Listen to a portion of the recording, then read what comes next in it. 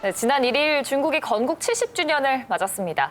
열병식부터 각종 행사까지 펼쳐지면서 중국 전역에서 지금 축제 분위기가 이어지고 있죠. 네, 10월 1일은 마오쩌둥 전 국가주석이 중화인민공화국 성립을 선언한 날인데요. 딱 올해가 그 70주년이 되는 해입니다. 그래서 중국에서는 역대급 축하 행사가 열리고 있고요. 특히 베이징에서는 사상 최대 규모의 열병식이 열려서 세계의 주목을 받았죠.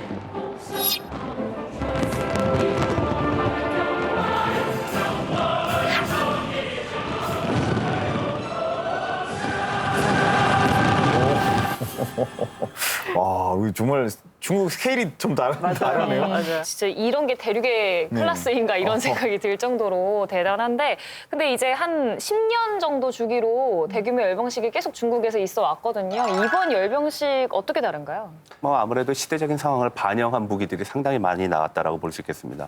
그중에서도 맨 마지막 열병식의 끝을 장식한 동풍 41이 그중에서도 주목을 받습니다. 10개의 탄두가 있고요.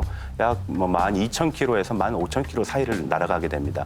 그리고 이것이 이제 상당한 정밀도를 갖고 있어가지고서 12,000-13,000km를 날아가는데 오차 범위는 100m에 지나지 않습니다.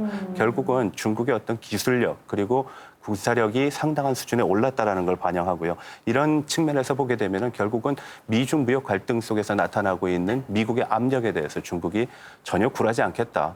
오히려 우리에게도 하나의 카드가 있다라는 모습을 노골화했다라고 볼 수 있겠습니다. 그러면 세계 최강의 군사 강국인 미국의 자리를 중국이 좀 넘보고 있다 이렇게 봐도 되는 걸까요? 사실 그 부분은 좀 문제가 있습니다. 왜냐하면 아직까지는 미국의 군사력이 상당하다라는 것을 부인할 수 없거든요.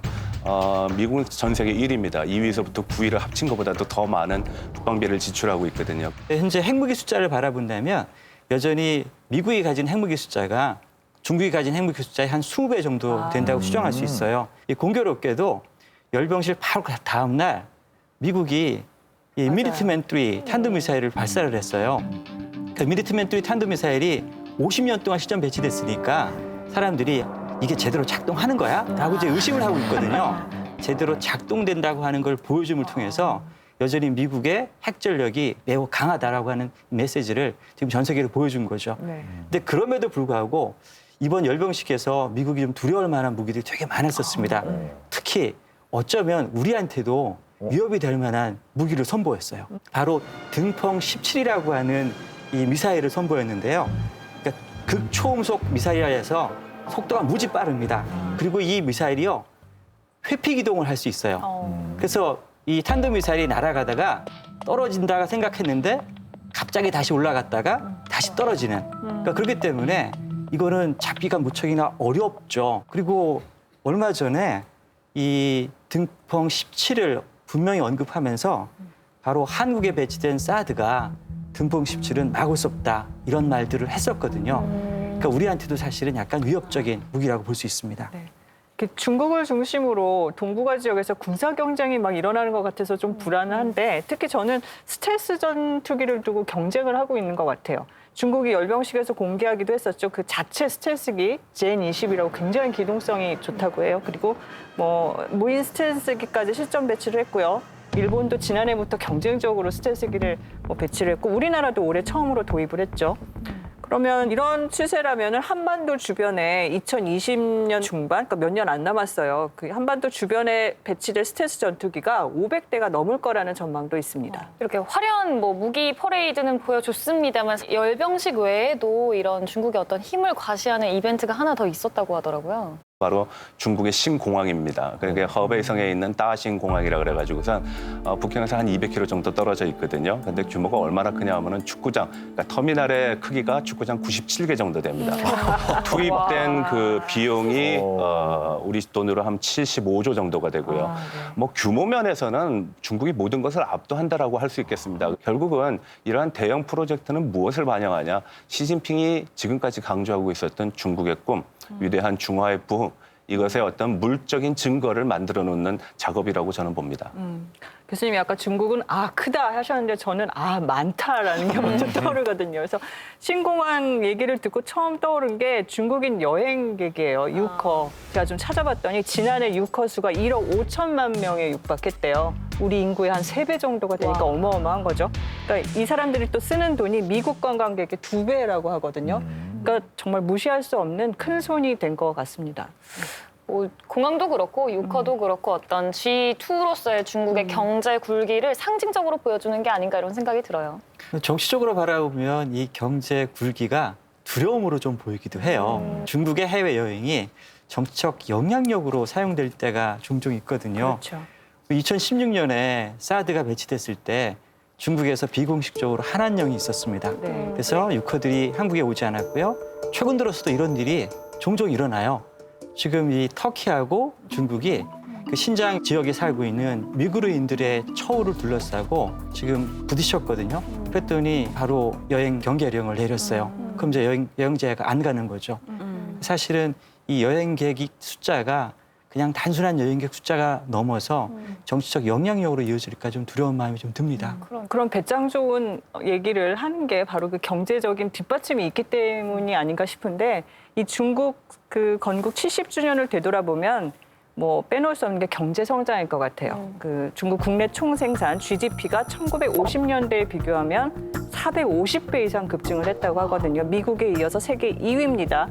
그러니까 2008년에 세계 금융위기 때문에 미국이 약간 흔들릴 때 그 틈을 타고 중국이 이제 힘을 잡은 거죠. 그래서 G2로까지 성장을 했는데 뭐 속된 말로 미국과 이제 나란히 맞짱을 뜨는 수준까지 올라온 겁니다.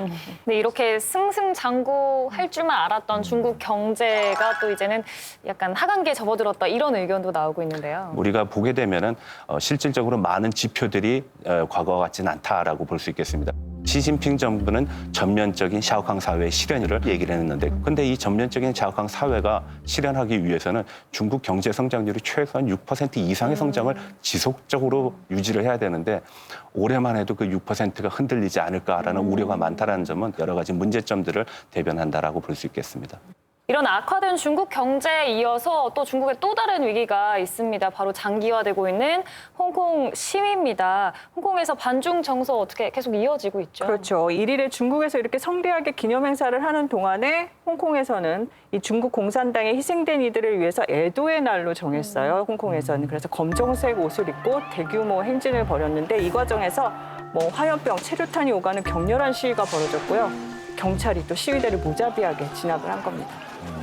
이 충격적인 것은 바로 이날에 어떤 경찰이 그때 시위를 하고 있었던 고등학생에게 총을 쐈다는 거예요. 맞아, 고등학생. 예, 그 경찰이랑 몸싸움을 하다가 가슴에 그 고등학생 가슴에 총을 쏴서 바로 그 자리에서 그 학생이 쓰러지는 장면은 누가 영상으로 담아서 SNS에 올렸는데 이제 홍콩 사람들이 분노가 많이 더진 거죠. 그것 때문에. 그렇죠. 홍콩 시민들의 분노가 상당히 또 고조되고 있는데 어떻게 이 시위가 다른 국면을 맞이하게 될까요? 아마 다른 국면이라기보다는 장기화되지 않을까라는 그런 생각을 해요.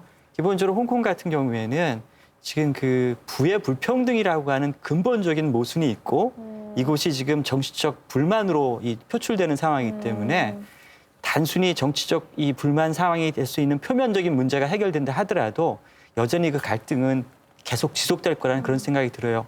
근데 저도 동감하는 게 아까 막 떡 벌어지게 잔치를 벌였지만 보이는 게 다가 아니다 이런 생각이 들었거든요. 빈부격차 교수님 말씀하셨듯이 있죠. 인권 문제 있죠. 뭐 언론 탄압도 있죠. 여러 가지 부작용들이 그 한계를 드러내고 있어서 그런 급격한 성장을 이룬 건 맞지만 그런 성과의 빛이 좀 바른 게 아닌가 싶습니다. 네, 중국 건국 70주년을 맞아서 중국 사회의 빛과 그림자를 살펴봤는데요. 세계 최강국을 향한 중국의 꿈 과연 실현될 수 있을까요? 궁금해집니다.